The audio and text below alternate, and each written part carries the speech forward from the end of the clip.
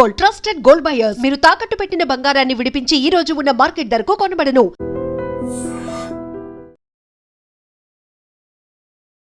జపాన్లో భారీ భూకంపం సంభవించింది. జపాన్ వాతావరణ సంస్థ JMA వెల్లడించిన వివరాల ప్రకారం కుమామోటో ప్రిఫెక్చర్లో రెక్టర్ స్కేల్ మీద 7.1 తీవ్రతతో భూకంపం నమోదైంది. అప్రమత్తమయ్యారు వెంటనే అధికారులు. సునామీ హెచ్చరికలు జారీ చేశారు. ఎందుకంటే 7.1 అంటే 7 రెక్టర్ స్కేల్ మీద దాటితే మాత్రం సునామీ వచ్చే అవకాశాలు చాలా ఎక్కువగా ఉంటాయి. సో దీన్నే పసిగట్టారు అధికారులు. జపాన్లో 7.1 తీవ్రతతో ఎప్పుడైతే భూకంపం సంభవించిందో వెంటనే సునామీ కూడా హెచ్చరిక జారీ చేసినటువంటి పరిస్థితి. భూకంపం అనంతరం గరిష్టంగా 1 మీటరు అంటే 3.28 అడుగుల ఎత్తు వరకు సునామీ అలలు ఎగసిపడే అవకాశం ఉందని జపాన్ వాతావరణ సంస్థ కూడా హెచ్చరించింది. తీర ప్రాంత ప్రజలు వెంటనే సురక్షిత ప్రాంతాలకు వెళ్లిపోవాలంటూ అధికారులు హెచ్చరిక జారీ చేశారు. ఈ మధ్య కాలంలో ఇంత తీవ్రంగా జపాన్లో భూకంపం కదలికలు వచ్చినటువంటి పరిస్థితులు. సో డెఫినెట్గా 7.1 అంటే సునామీ వచ్చే అవకాశం ఎక్కువగా ఉంది. వెంటనే తీర ప్రాంతాలు ఏవైతే ఉన్నాయో జపాన్లో భూకంప కేంద్రానికి అతి సమీపంగా ఉన్నటువంటి తీర ప్రాంతాలు ఏవైతే ఉన్నాయో వాళ్ళందరూ కూడా హుటాహుటిన అక్కడ ఖాళీ చేసి వెళ్ళిపోండి అని చెప్పి అధికారులు హెచ్చరిక జారీ చేసినటువంటి పరిస్థితి. ముఖ్యంగా జపాన్ ప్రభుత్వం ఎక్కడెక్కడ ఏ ప్రాంత ప్రజల్ని అలర్ట్ చేసిందంటే కుమామోటో ప్రాంతం, నాగసాకి, కగోషిమా, ఫుకువోకా, సాగా, ఒయిటా, మియాజాకి ప్రిఫెక్చర్స్లో అత్యవసర భూకంప హెచ్చరికలు జారీ చేసినటువంటి పరిస్థితి. సో ఇవన్నీ కూడా జపాన్ దక్షిణ భాగంలోని క్యూషు ద్వీపంలో ఉన్నాయన్నమాట. సో అధికారులు ఎప్పటికప్పుడు పరిస్థితిని పరిశీలిస్తున్నారు, పర్యవేక్షిస్తున్నారు. ప్రజలు అధికారిక సూచనలు తప్పనిసరిగా పాటించండి. అరే ఏం కాదులే, జస్ట్ భూకంపం అట్లా వచ్చి వెళ్ళిపోయింది, మనకేం కాదులే అని చెప్పి తీర ప్రాంత ప్రజలు ఒకవేళ నిర్లక్ష్యం వహిస్తే అది సాయంత్రం కావచ్చు, రాత్రి సమయంలో కావచ్చు, ఒక్కసారిగా అలలు ఎగసపడి తోసుకుంటూ జనావాసాల్లోకి వస్తే మొత్తం కూడా తుడిచిపెట్టుకుపోయే పరిస్థితి. కాబట్టి మనం అంచనా వేయలేం. సునామీ వచ్చే అవకాశం ఉందని చెప్తున్నాం, కానీ అది ఏ తీవ్రతతో వస్తుంది ఏంటనేది కూడా పసిగట్టలేనటువంటి సిచ్యువేషన్ ఉంటుంది. కాబట్టి సో డెఫినెట్గా అధికారులు చెప్పినటువంటి సూచనలు, హెచ్చరికల్ని పరిగణలోకి తీసుకుని తీర ప్రాంత ప్రజలందరూ కూడా ఉటావుట్న అక్కడ ఖాళీ చేయాల్సినటువంటి అవసరం ఉందని చెప్తున్నారు. సో ఈ భూకంపం కారణంగా హవాయి, అమెరికన్ సమోవా ప్రాంతాలకు సునామీ ముప్పు లేదు. ఈ 2 ప్రాంతాలకు ముప్పు లేదు, కానీ మిగతా తీర ప్రాంతాలకు మాత్రం డెఫినెట్గా ముప్పు ఉండే అవకాశం ఉందని చెప్తున్నారు. సో ఎప్పుడైతే ఈరోజు ఉదయం ఈ జపాన్లో 7.1 తీవ్రతతో భూకంపం వచ్చిందో వెంటనే ఆగా మేఘాల మీద వితిన్ మినిట్స్ అధికారులు హెచ్చరిక జారీ చేసినటువంటి పరిస్థితి. ఎందుకంటే జపాన్కి చాలా బ్యాడ్ హిస్టరీ ఉంది.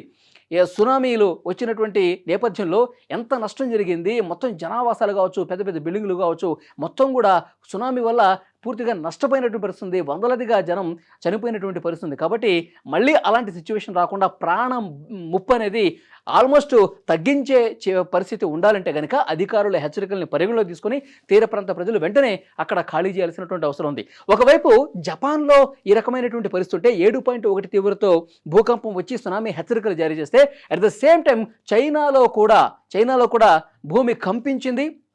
5.8 తీవ్రతతో అక్కడ భూకంపం వచ్చింది. 18 నిమిషాల వ్యవధిలో 2 సార్లు చైనాలో భూకంపం వచ్చింది.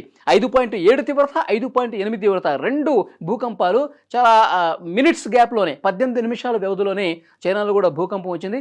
సో వెంటనే అక్కడ ఉన్నటువంటి అధికారులు కూడా అలర్ట్ జారీ చేశారు. మళ్ళొకసారి భూకంపం వచ్చే అవకాశం ఉంటుంది కాబట్టి అక్కడ ఉన్నటువంటి ప్రజలను కూడా చైనా ప్రభుత్వం అప్రమత్తం చేసింది.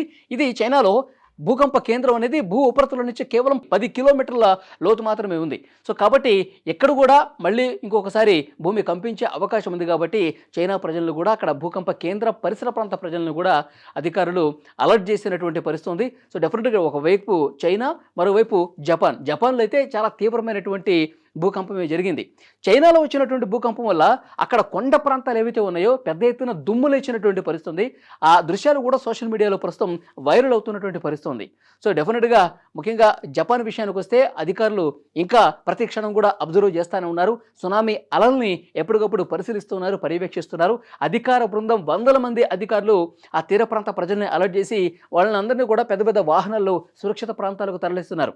చాలామంది తీర ప్రాంత ప్రజల్ని కొంతమంది నిర్లక్ష్యం చేయడం వల్ల ప్రాణాలు పోగొట్టుకున్న సందర్భాలు ఉన్నాయి. సో అలాంటి సిచ్యువేషన్ రాకుండా ఉండాలంటే ప్రతి ఒక్కరిని కూడా పునరావాస కేంద్రాలకు తరలించాలి. ప్రతి ఒక్కరిని కూడా తీర ప్రాంతంలో ఉన్న వాళ్ళని సురక్షిత ప్రాంతాలకు తరలిస్తున్నటువంటి పరిస్థితి. ఎప్పటికప్పుడు మానిటరింగ్ చేస్తూ ఉన్నారు.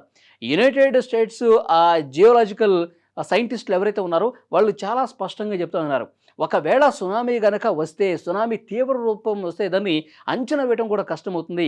ఇప్పటికీ మనకు అందుతున్నటువంటి లెక్కలు 3.8 అడుగులు అంటే 1 మీటరు వరకు అలలు ఎగసిపడే అవకాశం ఉంది.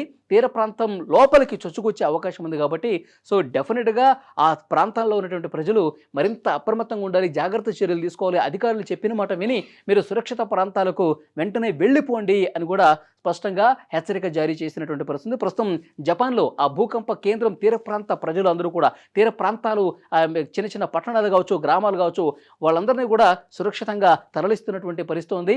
నష్టాన్ని ఇంకా అంచనా వేస్తున్నారు. భూకంపం వల్ల ఎక్కడైనా బిల్డింగులు పడిపోయినాయా, ఈ భూకంపం కారణంగా ఎక్కడైనా ప్రాణ నష్టం జరిగిందా? సో అధికారులు ఒకవైపు దీన్ని పర్యవేక్షిస్తున్నారు, మరోవైపు సముద్రానికి దగ్గరగా ఉన్నటువంటి ప్రాంతాల ప్రజలను కూడా సురక్షితంగా తరలిస్తున్నటువంటి పరిస్థితి ఉంది. సో ఎప్పుడు ఏమైనా జరగచ్చు కాబట్టి అధికారులు నిశితంగా అక్కడ ఉన్నటువంటి పరిస్థితిని పరిశీలిస్తూ ఉన్నారు.